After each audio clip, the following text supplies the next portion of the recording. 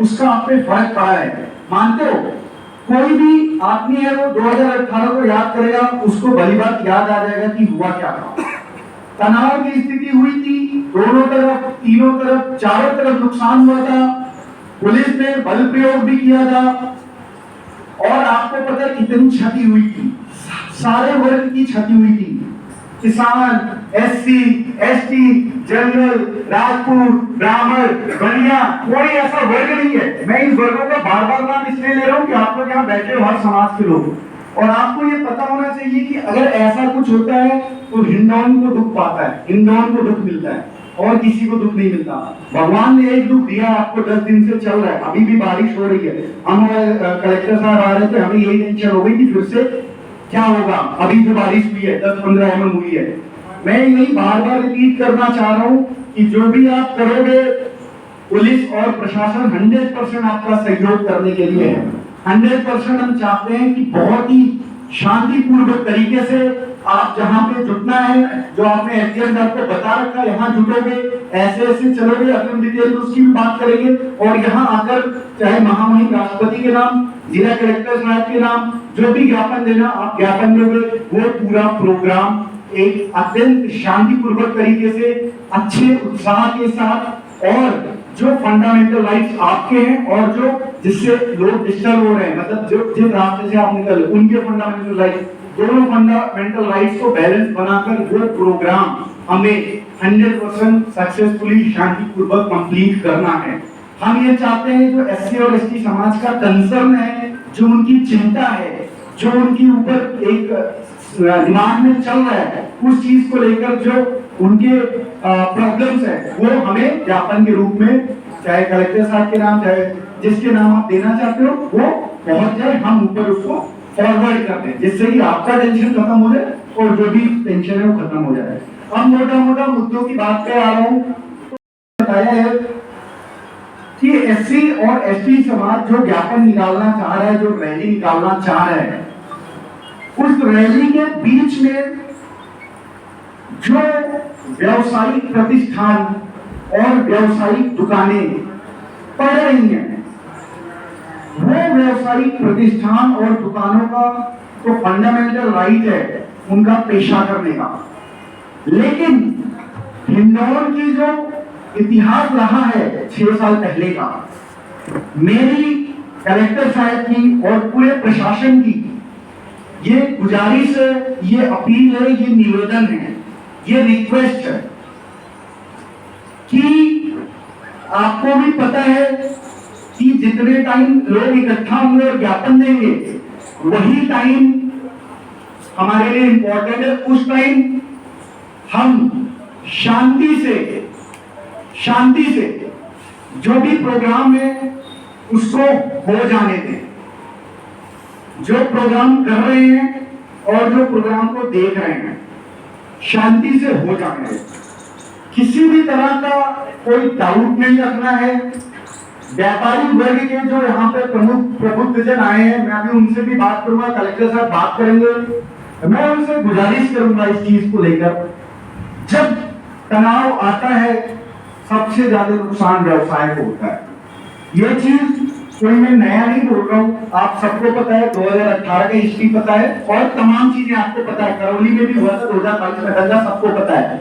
Internet बंद हुआ था, ध्यान है आप लोगों को, एक चीज सारी चीज ठप हो जाती है। 10 दिन से आप लोग देखे हो, 10 दिन से आप लोग का सारा व्यवसाय रुक गया था, क्योंकि पानी इतना ज्यादा यहाँ पे वो है कि निकालने में प्रशासन को इतना जोर आया।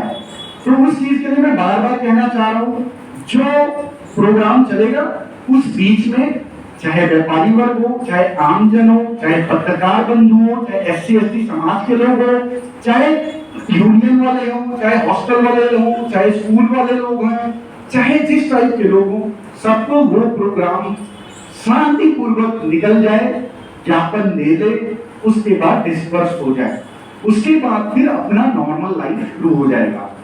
बंद का आह्वान है, आपको पता है कोई चीज छुपी नहीं है। 2 हफ्ते से चल रहा है या 3 हफ्ते से चल रहा है, 1 अगस्त को जजमेंट है तो उसके बाद डेट आ गई थी।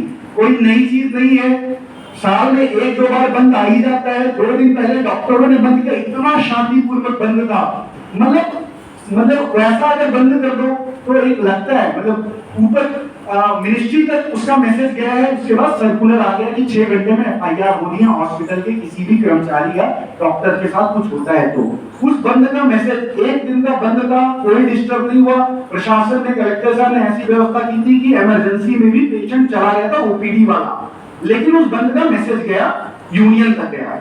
इसी तरीके से ये जो बंद है, हम यही चाहेंगे कि शांतिपूर्वक अगर बंद हो जाता है तो जितने भी वर्ग इसमें शामिल हैं, जो SC ST वर्ग है और जो बाकी वर्ग है, जिसको लग रहा है कि उसको दिक्कत आएगी बंद होने से, उसकी भी, लेकिन बाद में आप देखो तो प्रॉब्लम वही है। आप क्या चाहते हो कि 10 दिन जो नेचर की मार हुई है फिर मार, आप चाहते हो कि पुलिस फिर से एफआईआर करे आपके ऊपर, आप समझ रहे हो?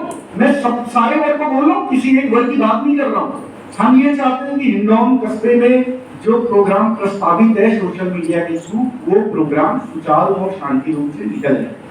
2 कुछ लाइन बताई थी, कुछ डायरेक्शन दिए थे, जिसको लेकर SC और ST समाज के लोगों ने सोचा कि हम एक रैली निकालकर, और जो सरकार है, चाहे राज्य सरकार हो, चाहे केंद्र सरकार हो, चाहे जो भी सरकारी तंत्र है, उसको सूचित करें ज्ञापन देकर।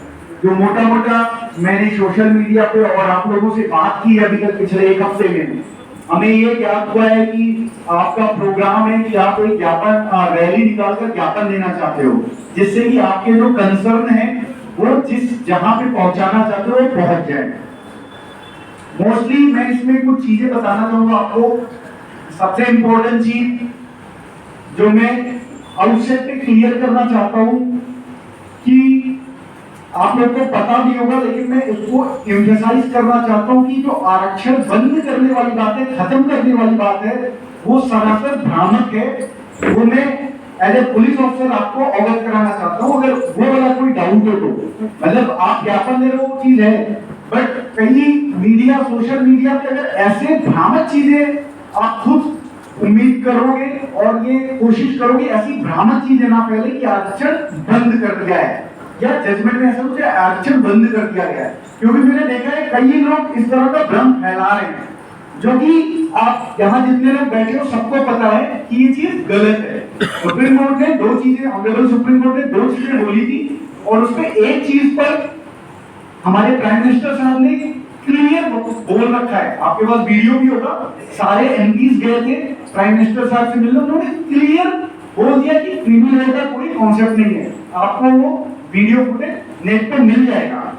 सब कैटेगराइजेशन वाला जो है कि वर्गीकरण करना, उसपे भी आपको पता है सुप्रीम कोर्ट ने कोई डायरेक्शन नहीं दिए हैं, बस जो हरियाणा गवर्नमेंट का गया था कोर्ट में मैटर, उस पे सुप्रीम कोर्ट ने बोला अलाउड है। हरियाणा गवर्नमेंट में जो कुछ 2 समाज, SC के 2 समाज को कैटेगराइजिंग किया, उसको बोला था अलाउड है। तो इसे चला के जो भ्रम फैलाया जा रहा है, वो मैं आपसे रिक्वेस्ट करूंगा, SC ST समाज के भी जो प्रबुद्धजन बैठे, वो रिक्वेस्ट करूंगा उस चीज को नहीं फैलाना है, वो चीज गलत है, भ्रम नहीं फैलाना है। बाकी जो आपकी डिमांड है, जो आपके सर्कुलर पैम्पलेट आए हैं, चाहे वो अखिल भारतीय आदिवासी समाज हो, चाहे अखिल भारतीय अनुसूचित जाति समाज है, जो राजस्थान जयपुर से लॉन्च हुआ है, उसमें जो चीजें हैं वो मुझे पता है, आपको भी पता है, उसमें किस चीज के लिए आप डिमांड कर रहे हो। आपका जो फंडामेंटल राइट है, आप ज्ञापन दो, रैली करके ज्ञापन दो। हमें बड़ी बात पता है, हमें और कलेक्टर साहब को 1 हफ्ते से ये चीजें पता है, आप लोग से बातें कर रहे हैं अलग अलग तरीकों से, अपने SDM CO साहब सबसे बातें कर रहे हैं, वो हमें पता है, बट भ्रम नहीं फैलाना है किसी भी चीज में। जो मैं एकदम क्लियर करना चाहता हूँ, 1-2 दिन काफी मॉनिटरिंग करेंगे सोशल मीडिया की भी, व्हाट्सएप ग्रुपों की भी, फेसबुक की भी। कोई भ्रम फैलाता है तो उससे कानूनी व्यवस्था पे अगर फर्क पड़ता है, तो जो हमारे पास कानूनी पावर है IPC की, CRPC की, वो हम उपयोग करेंगे, प्रभावी तरीके से उसका उपयोग करेंगे। तो आपका जो मेन उद्देश्य है, जो आपके मेन संगठन है जिन्होंने राजस्थान जयपुर से लॉन्च किया है, मैं मानता हूं कि आप लोग उसको मोटा मोटा वही है आपका जो ज्ञापन दोगे, जो आपके 2 पैम्पलेट जारी हुए हैं, मैं वो भेज भी दूंगा, देख भी सकते हो, आप सबको पता भी होगा, मुझे वो बताने की जरूरत नहीं है। तो ये चीज मैं इसलिए बार बार बोल रहा हूँ, जिससे कि लोगों में कोई भ्रम ना रहे। दूसरा चीज मैं जो फोकस करना चाहता हूँ वो इस पे करना चाहता हूँ, ये चीज किसी से छुपा नहीं है हिंडौन में 2 अप्रैल और 3 अप्रैल 2018 को जो हुआ था, वो हिंडौन के ऊपर एक बहुत बड़ा कलंक है, दाग है। मेरे ख्याल से पूरे हिंडौन में कोई एक ऐसा नागरिक नहीं होगा जो उससे प्रभावित ना हुआ हो, चाहे किसी वर्ग का हो, चाहे किसी समाज का हो, चाहे किसी पेशे का हो। वो जो चीज थी 3 या 4 दिन जो इंटरनेट बैन था, जो मैंने हिस्टोरिकल रिकॉर्ड में देखा, 20 मुकदमे दर्ज हैं, 10 मुकदमे 2 तारीख और 3 तारीख के हैं, और उसके बाद भी मई और जून में भी मुकदमे दर्ज हुए हैं। पुलिस ने भी उसमें उसके बाद मुकदमों में भी कार्रवाई की। अभी भी आपको पता है कई लोग मुकदमों में पेंडिंग भी हो। मेरा तो कहने का मोटा मोटा मतलब है, जो हिंडौन में हुआ था 2 अप्रैल 2018 और 3 अप्रैल 2018, हिंडौन के लोगों को, हिंडौन का प्रशासन और पुलिस खासकर इस पे नजर बनाया है। इसके लिए हर संभव हम कदम उठा रहे हैं। आपको मैं एक चीज स्ट्रिक्टली अवगत कराना चाहता हूं, किसी भी कीमत पर पुलिस और प्रशासन ये किसी भी कीमत पर 1% भी उस तरह का उपद्रव अलाउ नहीं करेगा। अपन हर संभव प्रयास, हर संभव पुलिस फोर्स, हर संभव प्रशासनिक मजिस्ट्रेट और हर संभव अपन तैनाती कर रहे हैं। मैं ये नहीं चाहूंगा, हिंडौन के लोग 10 दिन से अतिवृष्टि से मारे गए हैं, जो आपदा हिंडौन के ऊपर बीती है। कलेक्टर साहब लगातार 8 दिन यहाँ पे 24/7 आए हैं, मैं साथ में रहा। आपको ये मैं बताना चाहता हूँ, हिंडौन के ऊपर जो गुजरा है वो आपका 10 दिन का जो नुकसान है एक साल आपको पीछे कर देता है। मोटा मोटा जो मुझे व्यापारिक और इकोनॉमिक आर्थिक रूप से समझ में आता है, सबका पैसा डिस्टर्ब हुआ है। लोग बोलते हैं कि